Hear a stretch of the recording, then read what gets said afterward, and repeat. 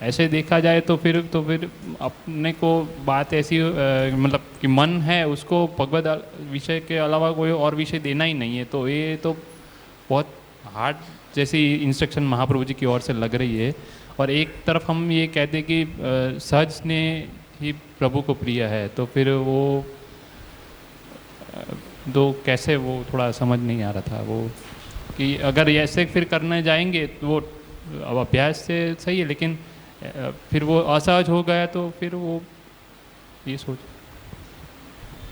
वो श्री गोपीनाथ जी ने उस विषय में समाधान दिया है साधन दीपिका के अंत में। रात को आप भोजन वोजन कर लो, उसके बाद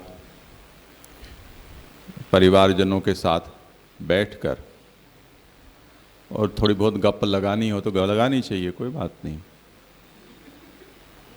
तेरी मेरी करना हो तो थोड़ा बहुत कर सकते हो, बहुत ज़्यादा नहीं करनी चाहिए। बहु पापई रनाकुलाम, यानी सभी के पाप धोने का ठेका हमने नहीं ले रखा है निंदा कर करके। तो दुनिया भर की निंदा करने बैठने के लिए ही हम वहाँ कटिबद्ध होकर और घंटों बिता दें, इतना भी करने की ज़रूरत नहीं है। पर हमारे भीतर किसी की अच्छी बुरी किए बिना टेंशन रिलीज़ नहीं होता और नींद नहीं आएगी ऐसा लगता है, तो परिवारजनों के बीच में बैठ के थोड़ा बहुत किसी का पाप धोना हो तो धो सकते हैं। ऐसे अधिकारी भेद से सभी प्रकार के उपदेश दिए गए हैं।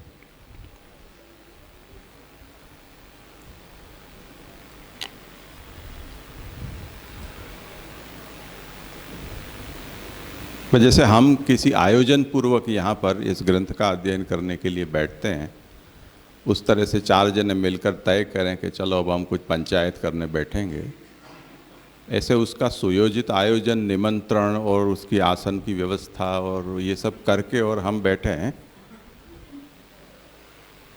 तो ये कुछ दिमागी रोग है, इतने की ज़रूरत नहीं। हाँ, ये बात ज़रूर है कि उतना करने के बाद आप किसी को सीधे ही मुंह पे जाके कह सकते हो कि हमने तुम्हारे विषय में इतनी इतनी चर्चा की और हमें ऐसा लगता है कि तुम्हारा कल्याण हमको करना है, तो अब हमारी जो भी तुम्हारे विषय में धारणा है, ये सही है गलत, ये तुम बताओ।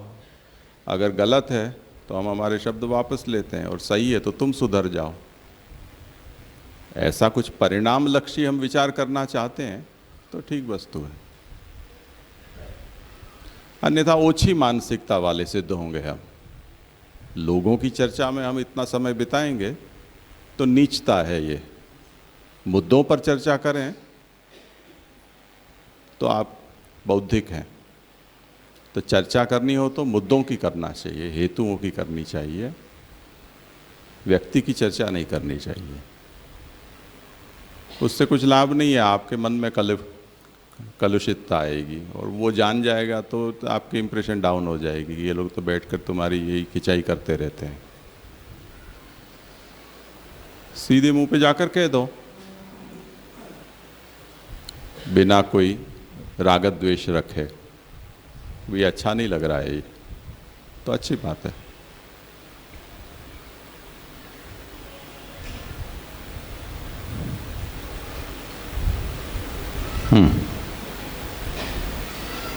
कहीं कहीं ये सब बातें, जैसे शादी ब्याह में वो फटाना करते हैं, होली के दिनों में गालियां देते हैं, खेल में हम ऐसी कुछ हंसी मजाक कर लेते हैं, मित्र वर्ग में सचमुच में हृदय में किसी के प्रति अनिष्ट भाव नहीं रखते हुए एक दूसरे की खिंचाई कर लेते हैं, ये सब तो लीला भाव से होने वाली बातें हैं। इसमें इतनी कोई समस्या की बात नहीं है। पर किसी के पीछे हम उसके पीछे हाथ धो के पड़ जाएं, घंटों तक उसी की चर्चा करते रह जाएं, उससे उसको भी लाभ नहीं है, आपको हानि है। उसके तो पाप धुल जाएंगे, ये लाभ है उसका, क्योंकि निंदा से उस पाप धुलते हैं, ऐसा शास्त्र भी कहता है। तो वो तो लाभ ही लाभ में, जितनी निंदा जिसकी करोगे उसके पाप धुलेंगे बिना कुछ किए धरे, और आपको इकट्ठे होकर मिल जाएंगे वो सब। तो ऐसे करने की क्या ज़रूरत है। ठीक है, तो अभी तक मैं ये निरूपण हुआ यद्यदिष्टतमम लोके ये चाति प्रियमात्मा ये अब आगे सेवा मुख्या न तो पूजा इति मंत्र मात्र पूजा परो न भवेद।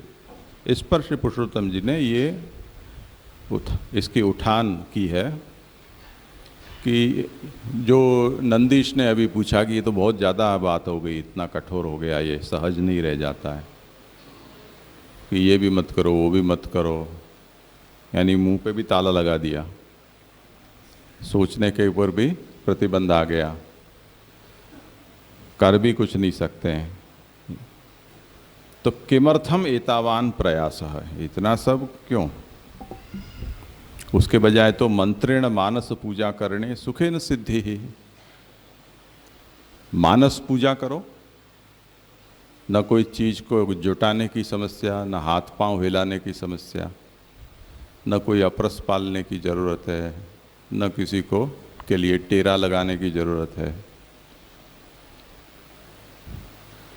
तो ये मानस पूजन का प्रकार मंत्र मार्ग में बताया गया है, जो अभी आज सुबह या कल आपने चर्चा की थी कि मंत्रस्यापि विधानतः श्री कृष्णम पूजेत भक्त्या।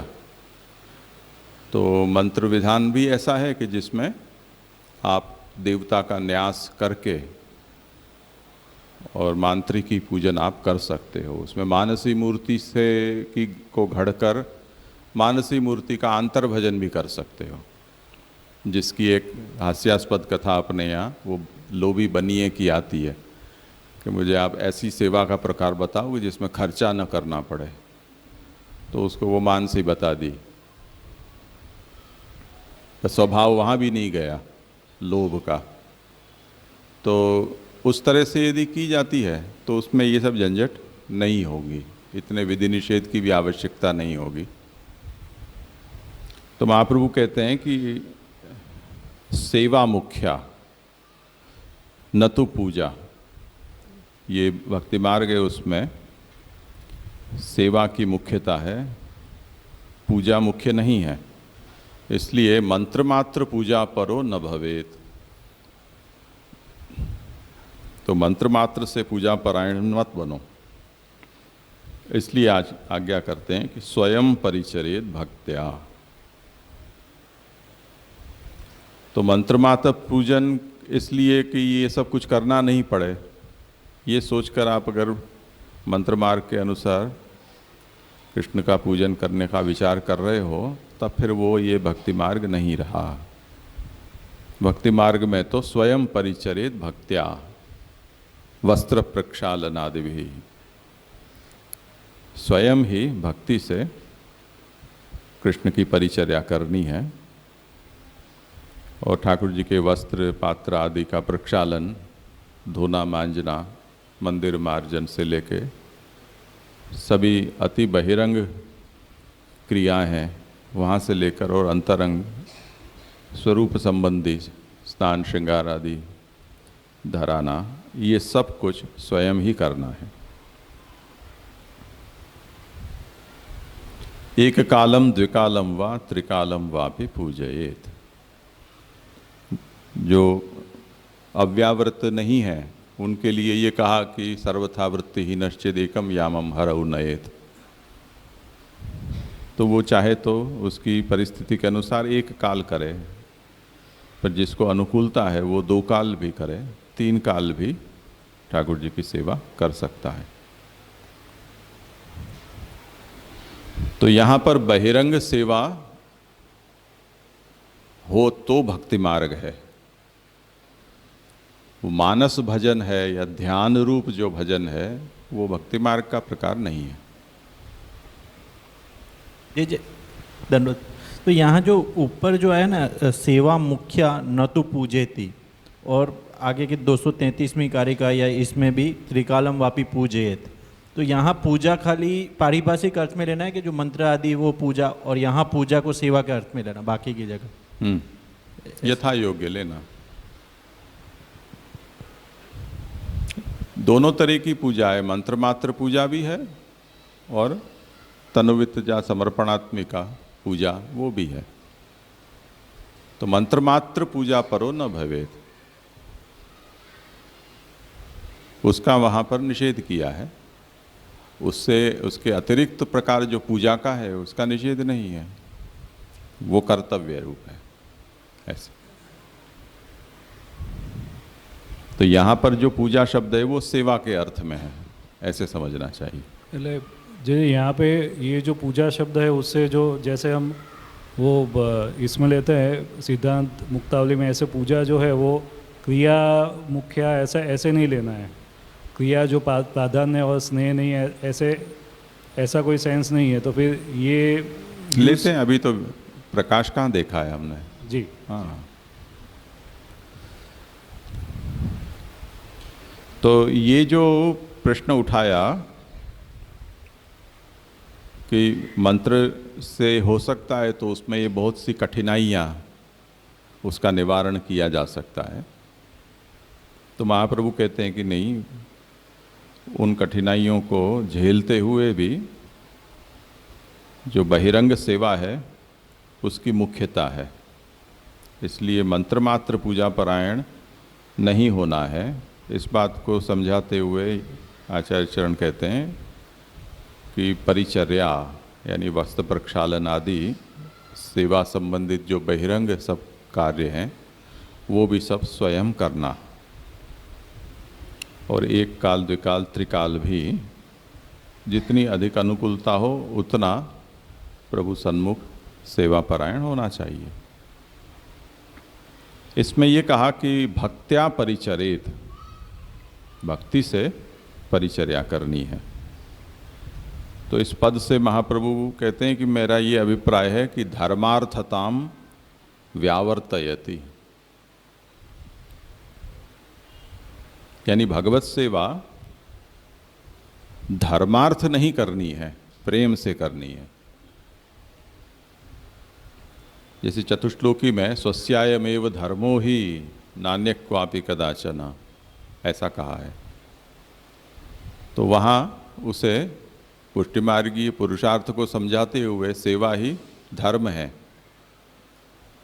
पर ये तो क्योंकि पुरुषार्थों को समझाते हुए किसी की जिज्ञासा होती है कि भाई भक्ति मार्ग में पुरुषार्थ क्या है, तो उसको ये कहा कि भाई भगवत सेवा पुरुषार्थ धर्म पुरुषार्थ समझो। तो उस जिज्ञासा की शांति के लिए वो उत्तर दिया गया है, पर उसका तात्पर्य ऐसा नहीं है कि कृष्ण सेवा को धर्म जानकर हमें करना है, क्योंकि धर्म जानकर करने पर उसकी भक्ति रूपता नहीं रहेगी। स्नेह की मुख्यता है, तभी वो भक्ति रूपता होगी।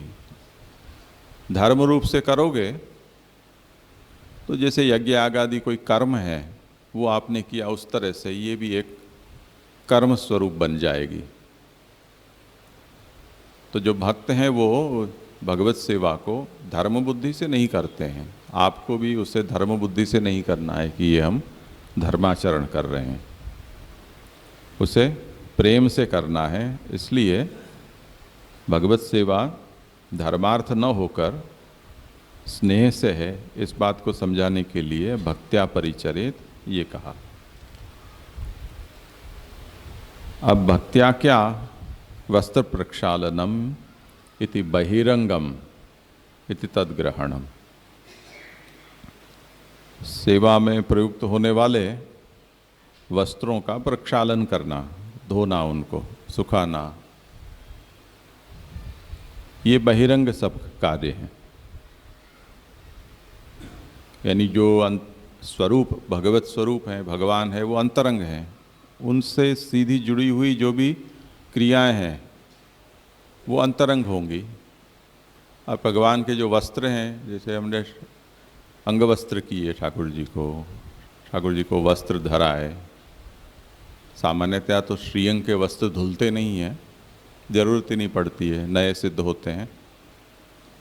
पर मानो कि कोई नए सिद्ध न कर पाए और खेल के दिनों में वस्त्र ज़्यादा ऐसे रंग से हो जाएं और उसको धोकर फिर से अंगीकार कराने हो, तो वो श्रीअंग के वस्त्र भी धुले जा सकते हैं। बाकी नित्य में सामान्यतया ठाकुर जी को जो अंग वस्त्र होते हैं, मुख वस्त्र हैं, या जो विराजते हैं उसके ऊपर जो सफ़ेदी होती है, या शैया की बिछाई हुई चादर है, इन्हीं सब वस्त्रों का प्रक्षालन होता है। और सब तो वस्त्र का प्रक्षालन नहीं होता है, पर ये सब स्वयं करना है। अब हम जब ये कहते हैं कि करना है तो वो उस मूढ़ को कहते हैं कि जिसको प्रभु के प्रति स्नेह नहीं है। जिसको स्नेह है वो तो कोई दूसरा करना चाहेगा तो भी उससे छीन कर खुद ही करेगा कि तुम कौन होते हो मेरे स्वामी की सेवा करने वाले, ये तो मेरा अधिकार है।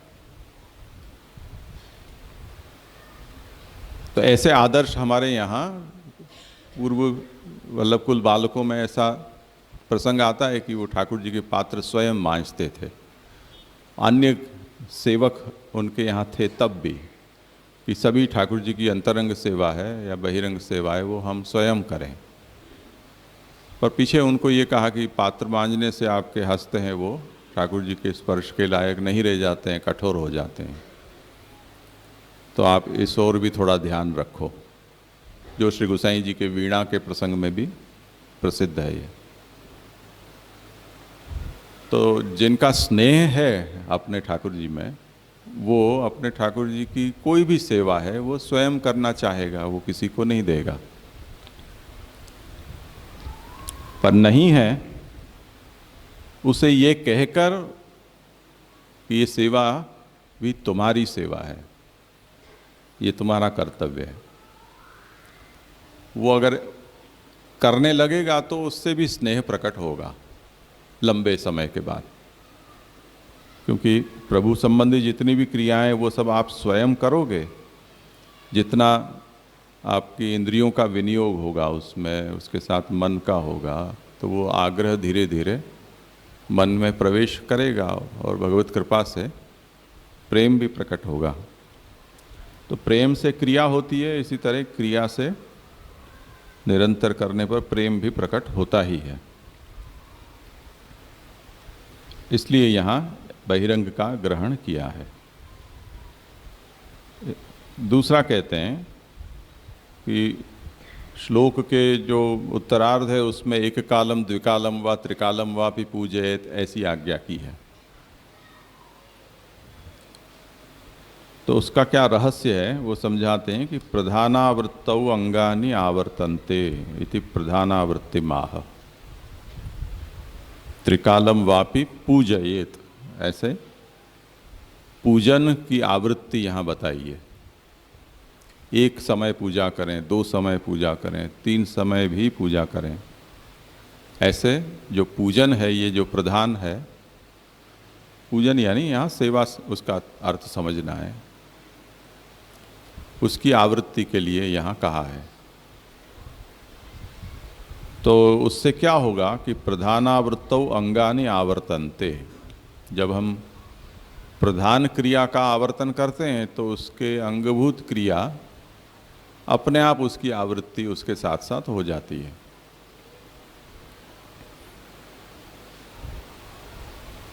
उसका हम उदाहरण ऐसे समझ सकते हैं, जैसे हम हिंदुस्तान में प्रायः लोग विधि पूर्वक 2 बार भोजन करते हैं। 2 बार भोजन करते हैं तो रसोई घर में 2 बार काम होता है, सब कुछ, चूल्हा चक्की जो भी है सब कुछ 2 बार होता है। तो मानो कि भोजन है वो 2 बार, मुख्य जो क्रिया है प्रधान है उसकी 2 बार आवृत्ति होती है। तो उस प्रधान के अंगभूत जो क्रियाएं हैं वो उसकी भी आवृत्ति उसके साथ साथ हो जाती है। अब जहाँ पर 1 बार भोजन करते हैं तो 1 ही बार हो पाएगा। तो ऐसा सुना है कि परदेश में लोग ज़्यादातर 1 ही बार भोजन करते हैं,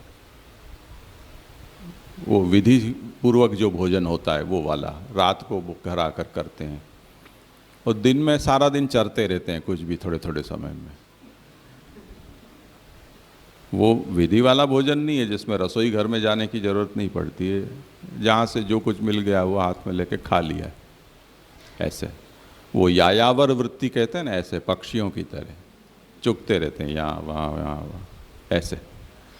फिर घोंसले में आकर जो इकट्ठा किया है वो खाते हैं। उस तरह से घर में घुसे, फिर वो रसोई घर में गए, जो भी उबाला हुआ है फ्रीज में से निकाला, ओवन में डाला, गरम किया, मसाला किया, फिर खाए।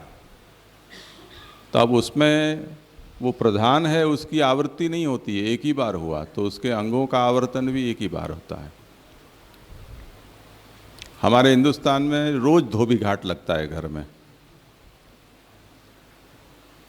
परदेश में हफ्ते में एक बार ही लगता है। तो वो एक ही बार कपड़े धुलते हैं, एक ही बार सूखते हैं, एक ही बार उसको गड़ी करके रखते हैं। तो हफ्ते में एक ही बार वो उसका आवर्तन होता है। हमारे यहाँ 7 बार होता है हफ्ते में। तो उसके कारण हर बार हमें रोज वो दृश्य देखने मिलता है। तो प्रधान की आवृत्ति होने पर उसके अंगों का आवर्तन स्वतः हो जाता है। जैसे हमने ठाकुर जी की सेवा 3 बार की, तो 3 बार स्नान करना पड़ेगा, ये उसका अंगभूत क्रिया हो गई। 3 बार हमको तिलक, चरणामृत लेना, छापा लगाना, मुद्रा लगानी, और जो भी उसकी आनुषंगिक सब क्रिया हैं वो सब उसकी अंगों की आवृत्ति उसके साथ साथ होती जाएगी। तो उस बात को आज्ञा करते हैं कि प्रधानावृत्तौ अंगानि आवर्तन्ते इति प्रधानावृत्ति माह एक कालम इति। तो जिसको जितनी भी इच्छा है, अनुकूलता है, प्रसन्नता है, सामर्थ्य है, उसके अनुसार अनेन बहुकालम अपि पूजनम निरूपितम।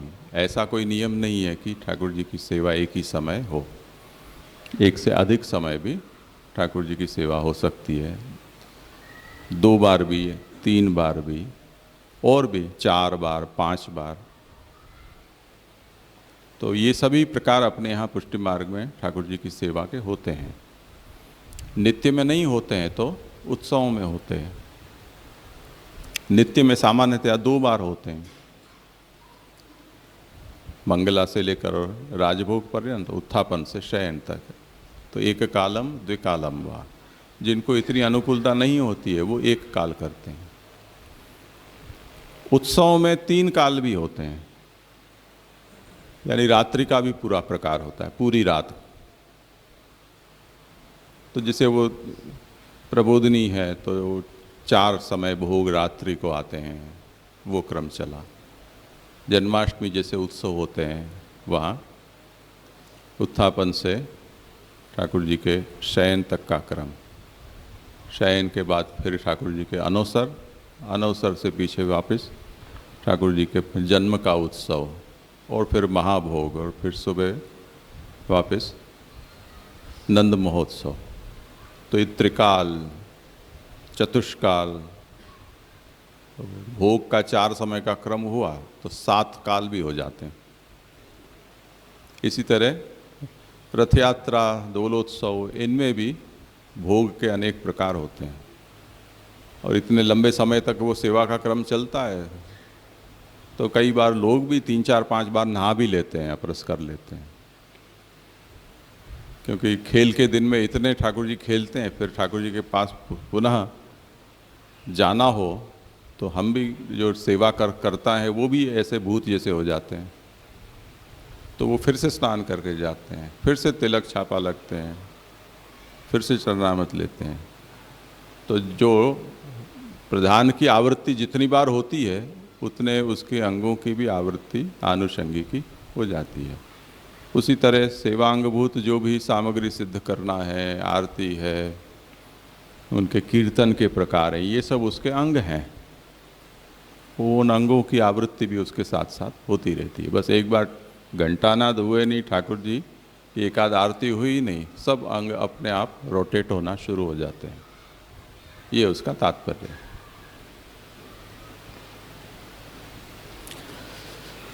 तो इस तरह से बहुकालम अपि पूजनम निरूपितम। तो नित्य सेवा में द्विकाल तो होता ही है, प्रचलित है, उत्सव आदि में त्रिकाल, चतुष्काल और उससे भी अधिक काल की सेवा भी हो सकती है। इसी तरह यदि कोई चाहे तो नित्य में भी 4 समय या 5 समय ठाकुर जी की सेवा करना चाहे तो ठाकुर जी को कोई समस्या नहीं है, ठाकुर जी तो विराज रहे हैं। कहने के लिए हम अष्टयाम सेवा तो यूं ही बोलते हैं,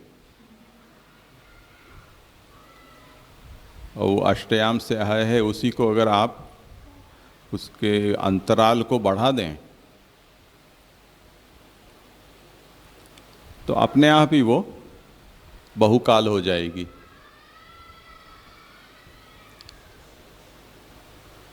इतना विस्तार सब जगह नहीं होता है, बहुत लोगों ने देखा भी नहीं होता है। हवेली पंथ में जो लोग आते जाते हैं उनको भी ये नहीं पता होता है कि ये अष्टयाम क्या होता है। भले ही सुबह से शाम तक हवेली के ओटले घिसते रहते हैं, फिर भी उनको ये पता नहीं चलता है कि अष्टयाम सेवा कैसे होती है। तो ठाकुर जी जगे, बंगला के बाद का दर्शन तो केवल जो हुए उतने ही हुए, सेवा के तो दर्शन ही नहीं होते हैं। दर्शन तो केवल ठाकुर जी के ही होते हैं, हवेली पंथियों को भी। तो डेरा बंद होने के बाद क्या होता है, वो 100 साल तक जिसने हवेली की धक्के खाए हैं उसे भी पता नहीं चलेगा। यहाँ तक कि जिसके गाए बिना ठाकुर जी जगते नहीं है, वो इतना निकट में बैठकर जो कीर्तन या कीर्तन करता है उसे भी सेवा का क्रम पता नहीं चलता है। वो उतना ही अनभिज्ञ है जितना कोई बाहर वाला आदमी हो। तो सेवा के दर्शन तो होते नहीं है, दर्शन केवल ठाकुर जी के होते हैं। तो भीतर वो अष्टयाम किस तरह से होती है सेवा, वो तो कोई जानता नहीं है। उसको, उसके अंतराल को यदि बढ़ा दिया जाए तो 24 घंटे वो सेवा आनंद से चल सकती है। उसमें कोई काल का बाध नहीं है, बस उसको स्ट्रेच करना है, उतना ही तो है, और क्या है। उसमें आपको बीच बीच में विश्राम की जरूरत तो आप सेवक को पड़ेगी, ठाकुर जी को तो जरूरत है नहीं। ठाकुर जी मजे से विराज रहे हैं, करते जाओ जो करना हो सो। आपको भूख लगेगी, प्यास लगेगी, लघु गुरु बाधा होगी, स्नान करना पड़ेगा, वो सब समस्या आपकी है, ठाकुर जी की वो समस्या नहीं है। तो उतने में वो सभी प्रधान की आवृत्ति के साथ इन अंगों की आवृत्ति भी हो जाएगी, ये तात्पर्य है। यानी जे ये जो आगे जो टूल 232 में आया, वो जो वृत्ति की बात आई, उसमें एक याम भी पहुंच के फिर वो वृत्ति की बात आई। तो वो जो याम है उससे यहाँ पे जो बात आई वो काल की आई, एक काल, द्विकाल, त्रिकाल की। तो ये जो याम की जो है उसकी गणना कैसे लेनी, और यहाँ पे जो काल है यानी आवर्तन लेना या समय से लेना, वो थोड़ा स्पष्ट करना था। इस विषय में कहीं कोई लिखित स्पष्टता नहीं है कि क्या अभिप्राय है, पर जो प्रणाली का सेवा की चल रही है उसी से हम उसका अनुमान कर सकते हैं।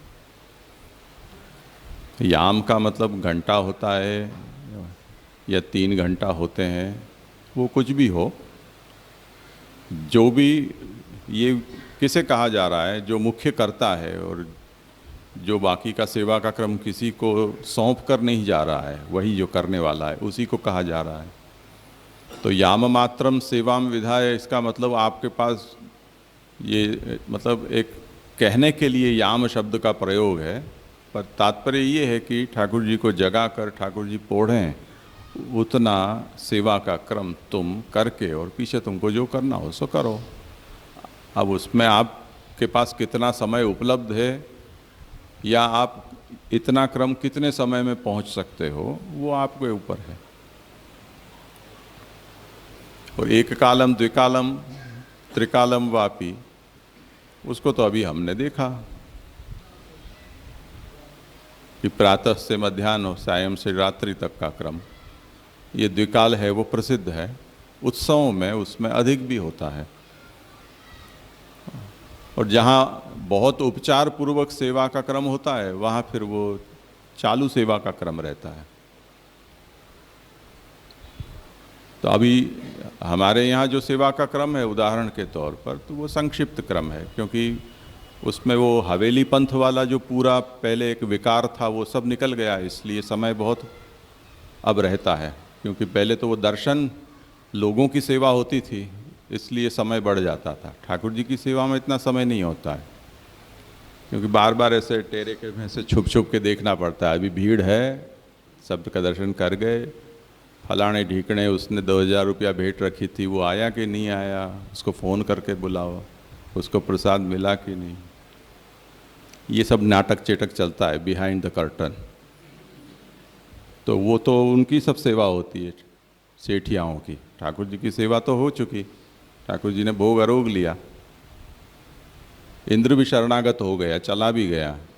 तो अभी वो दूसरा इंद्र का महा इंद्र अभी आया नहीं, उसके लिए बेचारे ठाकुर जी अभी भी ये गिरिराज जी को करके खड़े हैं। अभी ये नहीं आया तब तक मैं उतारूं कैसे?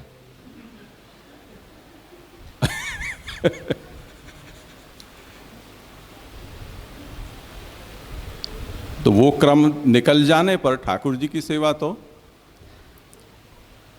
इतना समय नहीं लेती है। पर कभी क्रम जो पुराना है उसको आपको निभाना है, और करने वाले वर्ग ओछे हैं, फिर भी आपका आग्रह है, तो धीरे धीरे होता रहेगा। कर्ता का आग्रह ये है कि मैं ही सब करूं। जैसे हमारे बड़े लोगों का ऐसा आग्रह रहता था कि वो सब स्वयं करें। तो अन्नकूट जैसे दिनों में या डोल जन्माष्टमी जैसे दिनों में आज हम करते हैं, उससे 5-6 घंटे और ज़्यादा बढ़ जाते थे सेवा के। तो जैसे अन्नकूट भोग अब हम 1 बजे तक ठाकुर जी को अनवसर हो जाते हैं, तो 1 बजे तक गोवर्धन पूजा भी नहीं होती थी। शाम को 7-8 बजे तक ठाकुर जी को अन्नकूट भोग सरते थे, ऐसा होता था। अब फिर तुरंत शयन का समय हो जाता, 10-11 बजे तक शयन होते। तो वो क्रम था, वो पूरा अलग प्रकार का था। ये देखो, इसमें कोई काल का निर्बंध ही नहीं है। ये तो गनीमत है, कई जगह तो तिथियां बदल जाती थी। बनारस में ऐसा सुना है कि वहाँ तो तिथि बदल जाती थी, इतना धीरे धीरे सब चलता काम। रोज में ऐसा चलता, उत्सव की तो बात ही दूर है। क्योंकि स्वयं ही हमें सब कुछ करना है, और जो किताब में लिखा है वो सब कुछ करना है। उसमें अगर जलेबी में आथा नहीं आया, तो जब तक आथा नहीं आएगा तब तक गोसाई जी के उत्सव के राजभोग नहीं आएंगे। अब एक तो ठंड का दिन, बाल भोगिया ने खमीर उठाने के लिए रखा है घोल, ठंड के कारण नहीं उठ रहा है, तो करेगा क्या? कोई बात नहीं, अपने क्या फुर्सत है, दूसरी सामग्री रुकते रहेंगे ठाकुर जी। वो कहेगा कि भाई तो उत्थापन का समय हो गया, राजभोग में आनी थी सामग्री। तो न कालोत्र नियामक, अपने यहाँ काल का नियामक है। तो न तो हमें दिन रात देखनी है, न वार तिथि देखनी है। ठाकुर जी गोसाई जी के उत्सव के दिन जाग गए कि नहीं, तो वो उत्सव तो सच वो सिद्ध हो गया उस समय। अब वही नवमी ही चल रही है, भले ही 10वीं के दिन ठाकुर जी सुबह मंगल तक राजभोग ना आए तो कोई बात नहीं। तो जलेबी का जब तक खमीर नहीं आएगा तब तक, अब रात को 9-9 बजे 10-10 बजे राजभोग आएंगे। तो ये सब अपने यहाँ अगर कभी कोई कुछ लिखे इसके ऊपर, पुष्टि मार्ग के इतिहास में, कॉमेडी इतिहास के रूप में लिखे, ट्रेजेडी का इतिहास लिखे, जो कुछ भी लिखे, तो बड़ा रोचक हो सकता है। नोबेल प्राइज़ अगर मिलती हो तो मिल सकती है उसके ऊपर। तो ये काल के विषय में बहुत ज़्यादा स्पष्टता नहीं है, बहुत अलग अलग तरह की व्याख्याएं इस वचन पर प्राचीनों ने तो अधिक नहीं की है, उन्होंने समझ लिया है इसका अभिप्राय क्या है। पर आधुनिकों ने इसके ऊपर जो जो कुछ भी कहा है उसमें बहुत प्रकार भेद हैं। पर इतना समझ में आता है कि उत्सव की सेवा है, या जैसे ग्रहण में हम देखते हैं कि नित्यवत ठाकुर जी का सेवा क्रम हो जाता है, अचानक ग्रहण आ पड़ा, तो उसमें हम तो क्या करें, अपन थोड़ी ग्रहण लाते हैं। अब ऐसे आउट टाइम पे ग्रहण आ जाए तो रात को 12 बजे भी ठाकुर जी को चलो उठो, ग्रहण आ गया, अरोग लो जो अरोग ना सो, बिराज जाओ भूखे प्यासे। अब ग्रहण उतर गया, करने वाले अधमरे हो रहे हैं, क्योंकि वो कब से वेद लगा हुआ है, उसका भूख प्यास लेकर बैठे हैं। और अब रात को ग्रहण में सब पानी तो निकल गया, अब नगर पालिका नया पानी तो सुबह 7 बजे आएगा।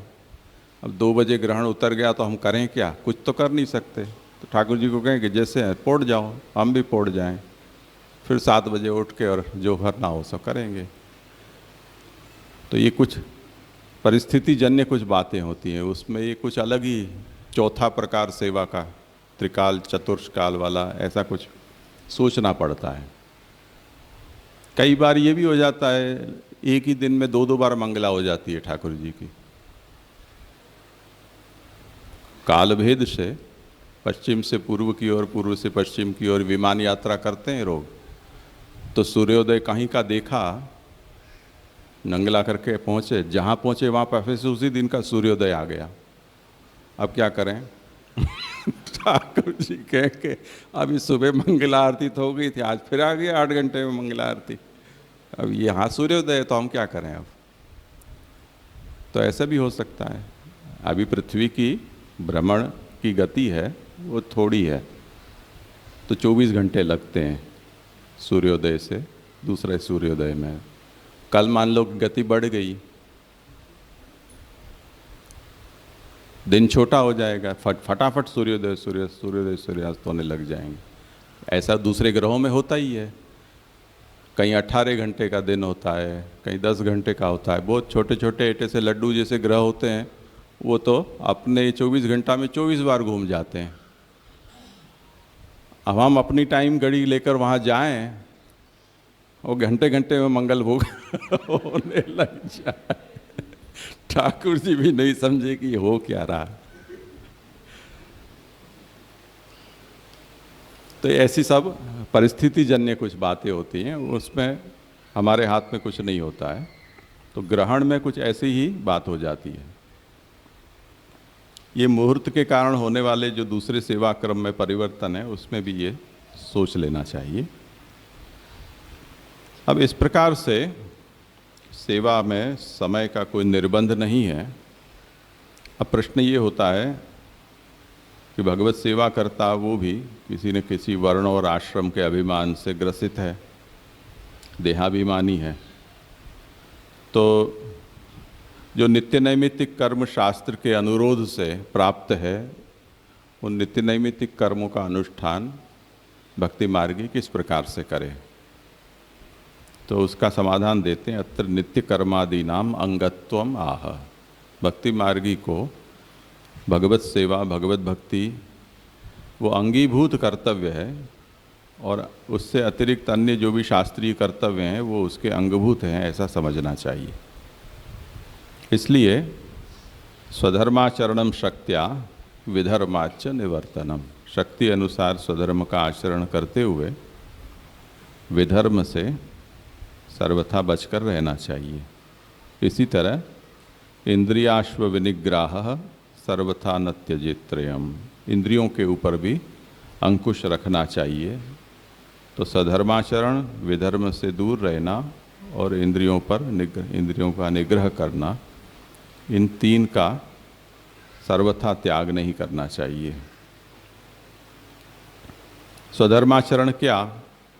तो अग्निहोत्रादयः, अग्निहोत्र स्वधर्म कहा जाता है। तो जिसको अग्निहोत्र का अधिकार है, दीक्षा ले रखी है, उसे अग्निहोत्र आदि कर्म करने चाहिए। उसी तरह विधर्म से बचना चाहिए। तो विधर्म क्या है कि जो निषिद्ध हों शास्त्र में, जिन जिन विषयों का शास्त्र में निषेध किया गया है वो सब विधर्म कहे जाते हैं। न अत्र शक्त्या इति, मूल में जो ये कहा है कि शक्त्या स्वधर्माचरणम, तो ये जो शक्त्या यानी शक्ति के अनुसार ये जो पद है, इसका अन्वय स्वधर्म के आचरण के साथ करना है, विधर्म के निवर्तन के साथ शक्ति के अनुसार निवर्तन करना, ऐसा तात्पर्य नहीं है, क्योंकि बीच में पड़ा है वो पद, तो कोई वहाँ भी उसका अन्वय कर दे। तो शक्ति के अनुसार विधर्म का त्याग करना ऐसे नहीं, विधर्म का तो सर्वथा त्याग करना। तो निषिद्धम सर्वथा न कर्तव्यम, जो शास्त्र निषिद्ध है वो तो सर्वथा नहीं करना है। इंद्रियाण्येव अश्वाहा, इंद्रियां है वो अश्वस्थानी है। एतन निग्रह इष्ट देश प्रापकः, तो जैसे अश्व को लगाम लगाकर हम जहाँ जाना हो वहाँ जाते हैं, जहाँ मोड़ना हो वहाँ मोड़ देते हैं, रोकना हो तो खींच देते हैं। तो इंद्रियों, जो अश्व है उनको लगाम में रखने पर उसके सवार को जहाँ जाना हो वहाँ वो पहुँचा देते हैं। उसी तरह इंद्रियों को यदि हम निग्रह करते हैं तो हमारे इष्ट की प्राप्ति कराने में वो साधन बन जाती है। इसलिए इन तीन का एतत्त्रयम क्रीडार्थम अपि न त्यजेत, यानी हंसी मजाक में भी ये तीन है उसका त्याग नहीं करना चाहिए।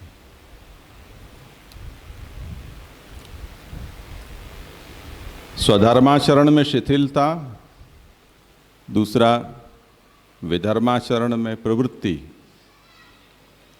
और इंद्रियों में स्वेच्छाचार, ये जो तीन दोष हैं उनमें संगः त्रयाणाम बाधकः, संग सबसे बड़ा बाधक है, ये महाप्रभु कहते हैं। तत्परित्यजेत, तो संग के कारण ये सब चीज़ें बढ़ती हैं, तो उनका त्याग करना चाहिए। एतद विरोधी यत् किंचित तत्तु शीघ्रम परित्यजेत, यानी स्वधर्माचरण का विरोधी जो हो, विधर्म के त्याग का जो विरोधी हो, और इंद्रिय निग्रह का जो भी विरोधी हो, उसको शीघ्र छोड़ दे। उसमें ये विचार करे कि धर्मादीनाम तथा चास्य तारतम्यम विचारयन, धर्म क्या है, अधर्म क्या है, इसी तरह भगवत धर्म क्या है, लोक धर्म क्या है, इन सब चीज़ों का तारतम्य सोचे।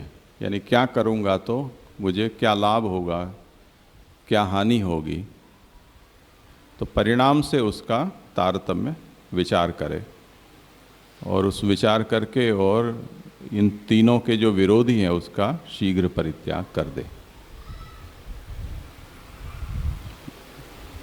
यहाँ प्रकाश में आप समझाते हैं कि एतद विरोधी इति, इनके विरोधी, ऐसा सामान्य वचन यहाँ दिया है महाप्रभु ने, पर्टिकुलरली कोई एक वस्तु को नहीं दिया है कि विधर्माचरण का विरोधी या स्वधर्माचरण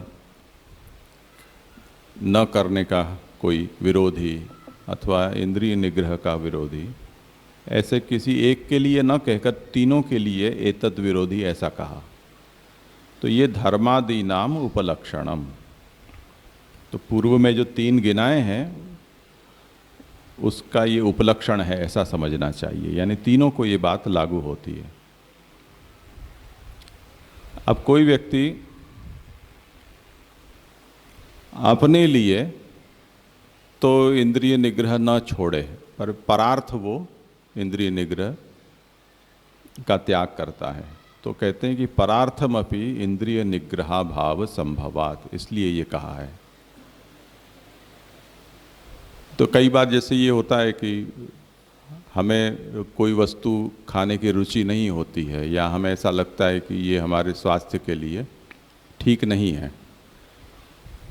पर जिसने हमें निमंत्रण दिया है उसने बड़े प्रेम से और बहुत ही आग्रह से उसने कोई चीज़ हमारे लिए सिद्ध की है, और हमको परोस कर आग्रह करते हैं कि नहीं ये तो लेना पड़ेगा, ये तो लेना, थोड़ा ले लो, चख लो। तो उसकी भावना को देखते हुए हम अपना संयम छोड़ देते हैं। ऐसा अक्सर होता है, सभी बहुत व्यवहार में ऐसा होता है, खाना पहनना ओढ़ना घूमना फिरना बहुत चीज़ों में। तो परार्थमपि इंद्रिय निग्रह भाव संभवात, इंद्रिय निग्रह यानी इंद्रिय का संयम छोड़ना, ये परार्थ भी हो सकता है। तो परार्थ भी इसका त्याग न करें, ये कहना चाहते हैं। पूजा विरोधी धर्मादिकंतु त्यक्तव्यमेव इत्यत्र विचारम आह धर्मादीनाम तथा चास्य तारतम्यम विचारयन। और कुछ ऐसे भी धर्मादिक होते हैं कि जो भगवत सेवा के विरोधी होते हैं, यानी उनके करने पर भगवत सेवा बाधित होती हो। तो ऐसे तो धर्म हो तो उसका भी त्याग करना चाहिए, विधर्म आदि का तो करना ही है, पर धर्म भी यदि पूजा विरोधी होता हो तो उसका त्याग करना चाहिए और उसमें धर्म आदि के तारतम्य का विचार करना चाहिए कि धर्माचरण का फल क्या है और भगवत सेवा का क्या फल है। तो उस तारतम्य को सोचेंगे तो भगवत सेवा है वो भारी पड़ेगी, उसका महत् फल है। भगवत सेवा का त्याग अधिक अनिष्टकारक है और धर्माचरण है वो उससे कम है, हल्का है। उस धर्माचरण के भगवत सेवा के कारण उसका त्याग करने पर भी उसमें कोई अपराध नहीं है। तो इस तरह से उसके तारतम्य का विचार करके पूजा विरोधी जो भी धर्मादिक हो तो उसका भी त्याग कर देना चाहिए। भगवत भजनस्य मोक्षः फलम परोपकारादि धर्माणाम अपि क्षयिष्णुएव फलम। तारतम्य का उदाहरण देते हैं कि जो भगवत भजन करते हैं उससे उसके परिणाम स्वरूप मुक्ति प्राप्त होती है और उसकी तुलना में परोपकार आदि जो धर्म करते हैं उनको क्षयिष्णु फल मिलते हैं, यानी नाशवंत फल की प्राप्ति होती है। अतः उभयोः अंतरम ज्ञात्वा, भगवत सेवा और परोपकार आदि धर्म इन दोनों के बीच में जो अंतर है उसे जानकर परोपकारादि धर्मा न कर्तव्या यदि पूजा विरोधिनो भवन्ति। परोपकारादि धर्म नहीं करने चाहिए अगर वो पूजा विरोधी होते हों, यानी उनके कारण हमारी भगवत सेवा छूटती हो तो परोपकारादि धर्म का आग्रह छोड़ देना चाहिए। ऐसे परोपकार परायण और कम ही लोग होते हैं पुष्टि मार्ग में, बहुत कम दिखते हैं। और संप्रदायों में इन सब चीज़ की महिमा बहुत ज़्यादा है तो लोग बहुत उसके लिए करते हैं परोपकार। अपने पुष्टि मार्ग में ऐसे कम लोग होते हैं, पर फिर भी थोड़े थोड़े समयों में बहुत लोगों को ऐसा आवेश आ जाता है। शिष्य समुदाय में आए वो तो ठीक है, पर गुरुजनों में भी कुछ कुछ समय में ऐसे पैदा हो जाते हैं, उनके मुंह से ऐसे वचन भी निकलते हैं जैसे कहते हैं कि मानव सेवा एज प्रभु सेवा, ऐसा सब। तो हमें वहाँ ये आचार्य चरण के जो वचन है, सिद्धांत है, दृष्टि है, उसे हमें लक्ष्य में लेना चाहिए। मानव कोई सेवा का विषय नहीं है। सेवा शब्द तो पुष्टि मार्ग में ठाकुर जी के लिए रिजर्व्ड है और कहीं उसका उपयोग नहीं हो सकता। आप किसी को भीख दो, दे सकते हो, किसी को घास चारा पटक दो, पटक सकते हो, किसी को महाप्रसाद दे दो, आया भूखा है खवा दो। सेवा क्या होती है? सेवा एवा कुछ नहीं होती। सेवा तो कृष्ण सेवा सदा कार्य। तो यहाँ वो जो शब्द है उसको हमारे यहाँ जिस भावना से और जिस वेटेज के साथ कहा जाता है उसको हम जब किसी और की ओर डाइवर्ट करते हैं तो शिष्य समुदाय है उसकी भी दृष्टि बदल जाती है। उसमें होता क्या है, वो ये फिसलनी कैसे काम करती है कि जैसे कोई व्यक्ति अपने घर में अपने ठाकुर जी की सेवा कर रहा है और दूसरे कहीं कोई उसका इन्वॉल्वमेंट नहीं है, लोक वेद में। तो लोग में उसकी इम्प्रेशन क्या पड़ेगी, ये तो भगत मानस है, घर घुसू है, पता नहीं क्या करता रहता है बैठा बैठा अंदर। हमने तो कभी उसको देखा नहीं बाहर, न कोई समाज में आता है, न कोई नेताओं की रैली में घुसता है, कहीं कभी दिखता नहीं है। ऐसे वो एक तरह से उसके प्रति लोग उदासीन, उपेक्षा वृत्ति वाले हो जाते हैं। और जो व्यक्ति, जो देखो नेताओं की मंच के ऊपर खड़ा हो जाए, फोटो खिंचवाने लगे, जो कहीं रैली हो उसमें वो भाग लेने लग जाए, जहाँ कहीं कुछ भी जन सेवा संबंधी कार्य होता हो वहाँ वो दौड़ा दौड़ी करता दिखे, उसकी प्रसिद्धि हो जाती है। और प्रसिद्धि एक ऐसा रोग है कि जिसमें एक बार आदमी फंसा उसके बाद वापस कभी नहीं निकल सकता। ठाकुर जी की सेवा करने पर लोक में प्रसिद्धि नहीं होगी, निंदा होगी, और जनता की सेवा करने पर प्रसिद्धि मिलेगी। इसलिए वो प्रसिद्धि का मोह पीछे आदमी को ठाकुर जी से विमुख करके और मानव सेवा और प्रभु सेवा और ऐसे ऐसे सब स्लोगन बोलने के लिए मजबूर करते हैं। तो कुछ समय पहले इसी क्षेत्र में जो एक हुए थे वल्लभ कुल, उन्होंने इन सब बातों को बहुत ज़ोर शोर से कहना शुरू किया। उनको बहुत दया आती थी, बूढ़ों पर, बीमारों पर, परित्यक्तों के ऊपर, निरक्षर लोगों को, उनके ऊपर उनको बहुत दया आती थी। तो काम अस्पताल खोलें, वृद्धाश्रम खोलें, अनाथालय खोलें, रिहेबिलिटेशन सेंटर खोलें, व्यसन मुक्ति का खेलें, ये जो दुनिया में सब जगह चलता है वो सब करने को उनका बहुत बड़ा मन हुआ करता था। तो अब वल्लभ कुल उठकर ऐसा करेगा तो जो भी उनके साथ जुड़े हुए होंगे वो तो सब वो करेंगे, तो वही, ये तो केल के छूट जाएगा, घर में बैठ जाएगा, करने वाले तो वही है शिष्य समुदाय। उनकी तो सेवा छूटी ना। ये तो चलो कहकर भी ठाकुर जी की सेवा घर में या जहाँ हवेली में करता होगा वो थोड़ा बहुत आरती तो उतार ही आएगा और कुछ करेगा नहीं करेगा, पर जो इसमें खपेंगे उनका तो पूरा समय दिन रात चली गया इसमें जाएगा। यहाँ तक कि ज़्यादातर संस्थाओं में 2-4-5 लोगों के ऊपर ही संस्था चलती होती है, बाकी तो सब आते जाते धूमकेतु की तरह होते हैं। तो उनकी दशा ये होती है कि उनके परिवार को फिर किसी की सहारे की जरूरत पड़ती है कि उसका जो सहारा है वो तो परोपकार में लगा है, तो घरना छोकरा घंटी चाटे उपाध्याय ने आटो, ऐसी स्थिति हो जाती है। तो दोनों ही बात तो एक ही हो गई। जब आपके परिवारजनों को किसी को आश्रय लेने के लिए बाध्य होना पड़ता है, ऐसी परोपकार आप करने बैठोगे तो दोनों ही बगड़े। आपका ठाकुर जी भी हाथ से गए, सेवा भी छूटी, और परिवार भी गाली देगा। जब भी पूछो कहाँ है बापू जी, तो वहाँ है, वहाँ है, वहाँ है, वहाँ है, घर में तो कभी दिखते ही नहीं है। तो ऐसे परिवार को निराश्रित करके और लोकोपकार करना, ऐसा तो कोई धर्म नहीं है। संकट काल हो वो अलग बात है, प्राकृतिक आपदा आ जाए, युद्ध घोषित हो जाए, सभी के ऊपर एक साथ ऐसा कोई संकट आ जाए, उस समय आदमी ये सब नहीं सोचता है। पर पूरे जीवन को उस तरह से बना देना, तो ये पुष्टि भक्त का टेम्परामेंट नहीं है। उसे ये दृष्टि साफ रखनी चाहिए कि ठाकुर जी के सामने सब तुच्छ है, भगवत सेवा से बड़ा कोई धर्म नहीं है। इसलिए जय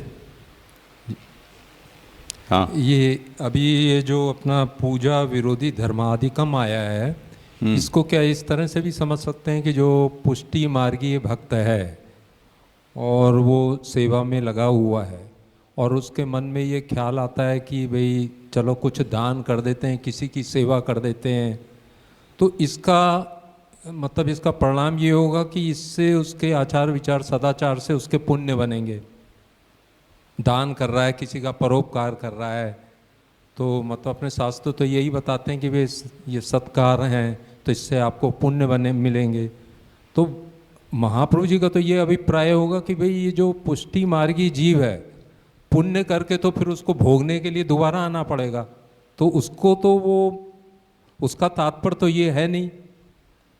पुण्य बनेंगे तो ऐसा लगता है ना कि जैसे कि पुण्य बनेंगे तो उसको भोगने के लिए तो फिर आपको कोई योनि जीवन तो लेना पड़ेगा ना, और जो भक्त है वो ये चाहता नहीं है। तो इस करके पूजा विरोधी धर्म, इसको इस तरह से समझा जा सकता है कि पूजा विरोधी उस परिणाम से नहीं होता है। मूल बात यहाँ है कि आप अगर जनता की सेवा में लग रहे हो तो आपके ठाकुर जी की सेवा कौन करेगा, ये प्रश्न है। इस अर्थ में पूजा विरोधी है। जो समय, जो शक्ति, जो आपके पास धनादि हैं, वो जब ठाकुर जी से अतिरिक्त अन्य किसी में लग रहे हैं, तब आपके ठाकुर जी तो असेवित रह गए ना। आपको ये देह पुष्टि जीव को मानव सेवा के लिए दी गई है या ठाकुर जी की सेवा के लिए दी गई है, आपको ये स्पष्ट होना चाहिए। अगर कहीं और आप दे रहे हो तो आपको अन्य विनियोग की चिंता होनी चाहिए, जो नवरत्न में खड़ी की गई है कि मेरा वहाँ विनियोग हो रहा है जिसके लिए मुझे ये प्राप्त नहीं है, किसी और के लिए हेतु से प्राप्त है, उसको मैं किसी और हेतु में लगा रहा हूँ। ठाकुर जी के महाप्रसाद को हम किसी भूखे को दें तो देना ही चाहिए। उसमें तो यदि कोई दूसरा आ जाए और आपके हिस्से का प्रसाद भी उसको देना पड़े तो भी सहर्ष देना चाहिए। ऐसे परोपकार में कोई समस्या नहीं है, पर जिसके कारण ठाकुर जी की सेवा छूटती हो, ऐसा परोपकार वक्त के लिए अनिष्टकारक है, ये तात्पर्य।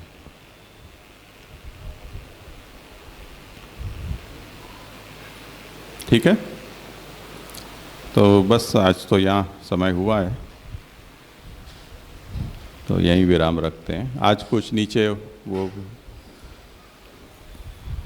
रोज से कुछ अलग भी कुछ है।